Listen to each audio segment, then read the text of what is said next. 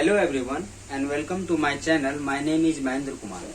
हम लोगों ने जो विस्कोसिटी जो हमारा दूसरा यूनिट है उसको हम लोगों ने पहला वीडियो में उसके डेफिनेशन को देखा था कि विस्कोसिटी क्या है, विस्कस फोर्स क्या है।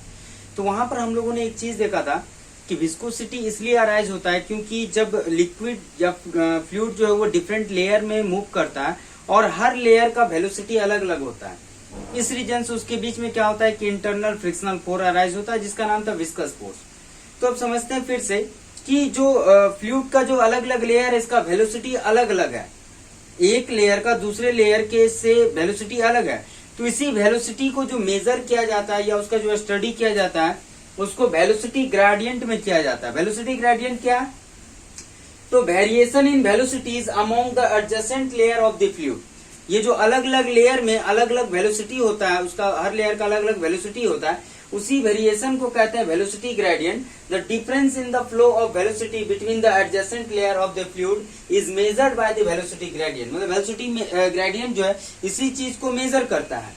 इसको कैसे डिनोट करते हैं? जनरली इसको ईटा से डिनोट करते हैं। तो वेलोसिटी ग्रेडियंट अगर मैथमेटिकली अगर आप बात करें तो इक्वल टू होता है velocity v by distance between the layer. अगर डिस्टेंस x है तो यहाँ पर हो जाएगा v by x is the velocity gradient, that is the ईटा।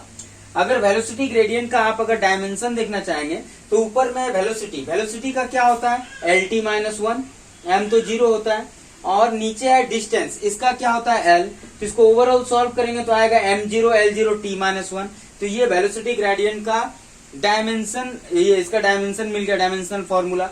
अगला एसआई यूनिट वेलोसिटी का होता है मीटर पर सेकेंड और डिस्टेंस का होता है मीटर। तो ये डिस्टेंस का होता है मीटर, ठीक। तो वेलोसिटी का होता है मीटर पर सेकेंड और डिस्टेंस बिटवीन दी लेयर का होता है मीटर। तो मीटर मीटर कट गया तो इसका आएगा पर सेकेंड, यहां हम पर मीटर लिख दिए हैं।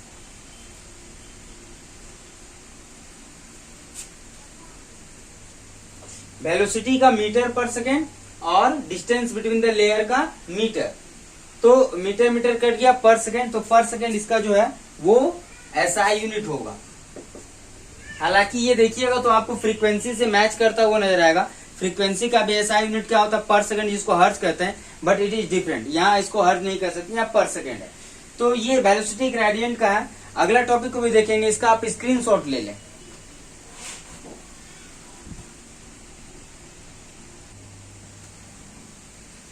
अब जो हमारा अगला टॉपिक है इसका नाम है न्यूटन्स लॉ ऑफ विस्कोसिटी या कोफिशिएंट ऑफ विस्कोसिटी। अगर दोनों में से कोई भी टॉपिक आए कि न्यूटन्स लॉ ऑफ विस्कोसिटी क्या है या कोफिशिएंट ऑफ विस्कोसिटी क्या है, तो दोनों को आप यहाँ पर से समझ सकते हैं।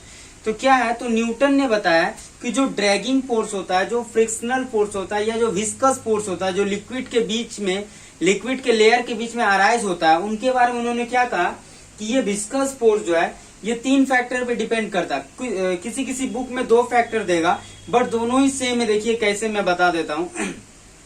तो न्यूटन ने कहा कि 3 फैक्टर पे डिपेंड करता है। सबसे पहला ये कहता है कि viscous force is directly proportional to the surface area. मतलब लिक्विड का जो लेयर है उसका जो सरफेस एरिया, कितना लिक्विड का लेयर दूसरे लिक्विड के लेयर से कांटेक्ट में है, वो सरफेस एरिया के डायरेक्टली प्रोपोर्शनल है। मतलब एरिया अगर ज्यादा रहेगा तो विस्कस फोर्स ज्यादा लगेगा। हम ऐसे भी देखते हैं ज्यादा एरिया कांटेक्ट में रहेगा तो ज्यादा विस्कस फोर्स अराइज होगा। Number second, directly proportional to the velocity.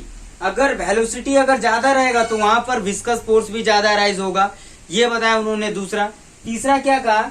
Inversely proportional to the distance from the stationary layer.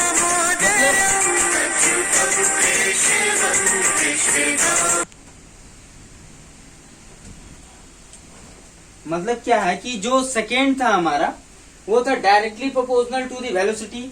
ये वेलोसिटी के डायरेक्टली प्रोपोर्शनल है। मतलब लेयर जो है वो ज्यादा मोशन में रहेगा, उसके स्पीड ज्यादा होगा तो यहाँ पर विस्कस फोर्स भी ज्यादा होगा। तीसरा था inversely proportional to the distance from the stationary layer.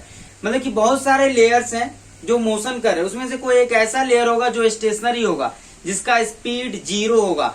तो उससे जो लेयर, जिस लेयर का हम विस्कस फोर्स कैलकुलेट कर रहे हैं, उसके डिस्टेंस का क्या है? ये इनवर्सली प्रोपोर्शनल है। मतलब डिस्टेंस ज्यादा होगा तो विस्कस फोर्स कम होगा, अगर डिस्टेंस कम होगा तो विस्कस फोर्स ज्यादा होगा। ये हुआ 3। और किसी किसी बुक में जो 2 फैक्टर देते हैं उसमें क्या लिखेगा, पहला लिखेगा ये directly proportional to the surface area और दूसरा कहेगा directly proportional to the velocity gradient. तो वेलोसिटी ग्रेडियंट हमने इससे पहले देख चुके हैं। वेलोसिटी ग्रेडियंट क्या है, वेलोसिटी बाय डिस्टेंस, यही वेलोसिटी और ये डिस्टेंस का ये रहता है। यानी कि इन तीनों को जब कंबाइन करेंगे तो F B is directly proportional to the area of the surface area of the layer, directly proportional to the velocity and inversely proportional to the distance between this stationary layer. तो यहाँ पर v by x यही तो है हमारा velocity gradient, या ये देख रहे हैं डायरेक्टली प्रोपोर्शनल का साइन है, इसको हटाएंगे तो एक कांस्टेंट आएगा eta. It is a constant of proportionality and it is called coefficient of viscosity, जो हमारा टॉपिक है। ईटा क्या है, तो eta is a coefficient of viscosity which depends upon the nature of the liquid. ये हर liquid के लिए अलग अलग होता है क्योंकि ये लिक्विड के नेचर पे डिपेंड करता है, किसी और चीज पे डिपेंड नहीं करता। तो हमारा फाइनली जो विस्कस फोर्स का फॉर्मूला आएगा वो आएगा F B equal to minus eta A B by X. अब ये माइनस क्या है, तो माइनस साइन ये दिखा रहा है कि विस्कस फोर्स जो है वो नेगेटिव है, इसका मतलब इसका डायरेक्शन जो है मोशन के अपोजिट है, यानी कि ये एक रिटार्डिंग फोर्स है जो मोशन को अपोज करता है या मोशन को रिटार्ड करता है। ठीक है, ये बता रहे हैं यहाँ। अगर आप विस्कस फोर्स की बात करें, चूंकि ये भी एक फोर्स है, इसका यूनिट क्या होगा, न्यूटन, ऐसा यूनिट न्यूटन। इसका अगर डायमेंशन फॉर्मूला निकालिएगा तो mlt-2, और ईटा का नाम तो पहले ही बता चुके हैं कि ये कोएफिशिएंट ऑफ विस्कोसिटी इसका नाम है। ये सिर्फ लिक्विड के नेचर पे डिपेंड करता है।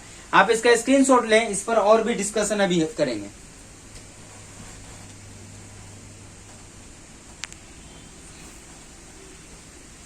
अब जो हम लोगों ने देखा विस्कस फोर्स, कि विस्कस फोर्स जो या न्यूटन्स लॉ ऑफ विस्कोसिटी का जो फॉर्मूला है वो है F B equal to minus eta A B by x.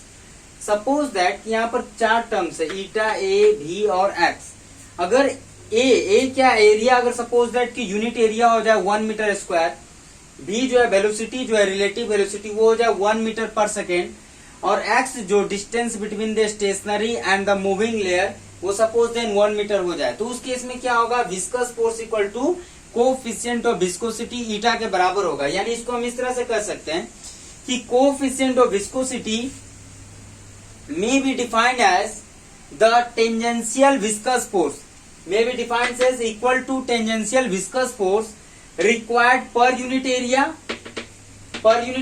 to maintain unit relative velocity between the two layers 1 meter apart। मतलब अगर हम ले लें कि एरिया अगर यूनिट है, रिलेटिव वेलोसिटी यूनिट है और स्टेशनरी लेयर से डिस्टेंस भी यूनिट है, उस केस में जो टेंजेंशियल विस्कस फोर्स होगा वो कोएफिशिएंट ऑफ विस्कोसिटी के बराबर होगा या coefficient of viscosity viscous force के बराबर होगा। इसी बात को यहाँ पर हमने लिखा है। यहाँ पर फिर से हम देखते हैं कि F V equal to minus eta A B by X है। यहाँ पर से अगर चाहे तो eta equal to F V X by A B की है, माइनस साइन को हटाएं, माइनस साइन सिर्फ ये दिखाता है कि ये विस्कस फोर्स जो है वो अपोजिंग फोर्स है, ये मोशन को रिटार्ड करता है। यहाँ पर से ईटा इक्वल टू बी बाई होता है, एफ क्या फोर्स है, विस्कस फोर्स, इसका ऐसा यूनिट क्या होता है, न्यूटन।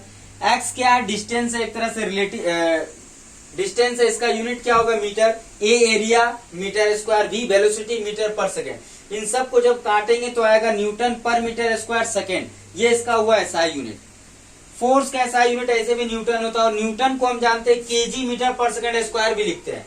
तो आप चाहे तो न्यूटन की जगह पे केजी मीटर पर सेकेंड स्क्वायर लिख सकते हैं, बाकी जगहों पे वही लिखे, और इसको फिर सॉल्व किए तो आया केजी पर मीटर पर सेकेंड। यानी हमारे पास 2 यूनिट है, पहला न्यूटन पर मीटर स्क्वायर सेकेंड, दूसरा केजी पर मीटर पर सेकेंड। एग्जाम में ऑब्जेक्टिव क्वेश्चन में ये पूछ सकता है क्या, कि coefficient of viscosity has unit, option number A newton पर metre square second, option number B KG पर मीटर पर सेकेंड। अब यहाँ पर ऑप्शन नंबर सी रहेगा बोथ, ऑप्शन नंबर डी रहेगा नन। तो आपको क्या करना है, बोथ में क्लिक करना है, क्योंकि दोनों ही यूनिट है। लेकिन एसआई यूनिट की बात करें तो न्यूटन पर मीटर स्क्वायर सेकेंड है, हालांकि ये भी एसआई यूनिट ही है, लगभग इक्विवेलेंट है, क्योंकि इसमें भी जो यूनिट यूज हुआ वो सभी के सभी एसआई में ही आते हैं। यहाँ पर से अगर इसका डायमेंशन निकालना चाहे, कोएफिशिएंट ऑफ विस्कोसिटी का डायमेंशन फॉर्मूला निकालना चाहे तो M L minus 1 T minus 1 आएगा। यहीं से देख सकते हैं आप, केजी का एम पर मीटर यानी पर लेंथ, पर सेकेंड मीन्स पर टाइम। तो ये यहाँ से इसका डायमेंशन फॉर्मूला मिल गया। इसका जो ये एसआई यूनिट में इसके हम लोगों ने एक्सप्लेन किया, सीजीएस यूनिट में एक्सप्लेन करते हैं, इसका स्क्रीनशॉट लीजिए।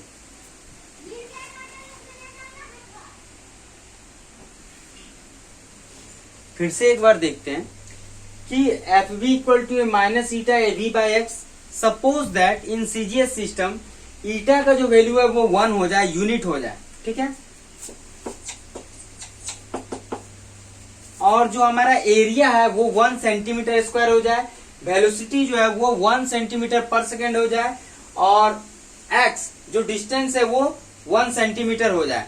इस केस में हम कह सकते हैं कि यहाँ जो टेंजेंशियल फोर्स है या टेंजेंशियल विस्कस फोर्स है रिक्वायर पर सेंटीमीटर स्क्वायर टू मेंटेन, इसको रिक्वायर्ड पर centimetre square to maintain unit relative velocity that is centimetre पर second between the two layers of 1 centimetre apart, it is called 1 poise. कभी कभी exam में आता है कि पॉइस किसको कहते हैं, 1 पॉइस क्या है, तो 1 पॉइस कह सकते हैं 1 poised is the tangential force in which the coefficient of viscosity is unit, area of cross section is unit, and velocity gradient is also unit in CGS system. CGS systems means area is 1 centimeter square, velocity gradient is centimeter per second, and eta is unit. तो उस case में यहाँ जो tangential force होता है उसको 1 poised कहते हैं। तो ये कभी कभी एग्जाम में पूछा जाता है 1 पॉइस के बारे में, तो ये यहाँ पर से कह सकते हैं सीजीएस यूनिट में इसको कहते हैं। तो इस वीडियो में बस इतना ही, आगे के टॉपिक जो है अगले वीडियो में देखेंगे। आप लोग कुछ अगर राय हो, कुछ सजेशन हो तो आप कमेंट सेक्शन में बता सकते हैं। Thanks for the watching.